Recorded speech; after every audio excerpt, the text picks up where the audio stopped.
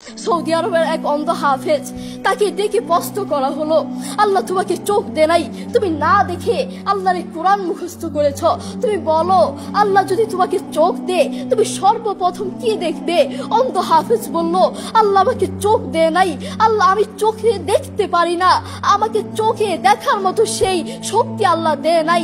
আমাকে যদি আল্লাহ চোখ ফিরিয়ে দে আমি আল্লাহর কসম করে বলতে পারবো আমি আমার মাকে দেখবো না, আমার কলিজার টুকরো সন্তান আছে আমি সন্তানকে দেখবো না, আমার ভাই আছে, আমার বন্ধু আছে, আমার প্রিয় মানুষ আছে আমি তাদেরকে দেখবো না।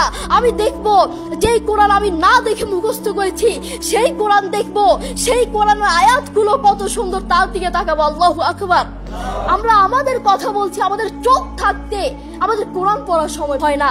আপনি বলছেন আমি ব্যবসা করি সময় পাই না, কোরআন কোত্থেকে পড়বো? ব্যবসা করি কোরআন পড়ার সময় পাই না, আমি দোকান করি দোকানে অনেক কাজ থাকে, বিশ্বাস করুন আমি অনেক ব্যস্ত মানুষ, এজন্য কোরআন পড়ার টাইম পাই না, কোরআন পড়ার সময় পাই না।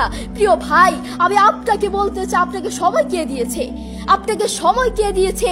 যে আল্লাহ আপনাকে সময় দিয়েছে সে আল্লাহর জন্য আপনি কোরআন পড়তে পারেন না। আপনার চেনা ফলমান আসমানের নিচে জমিনের উপর আরেকটাও হতে পারে না। কথা বলেন ঠিক কিনা?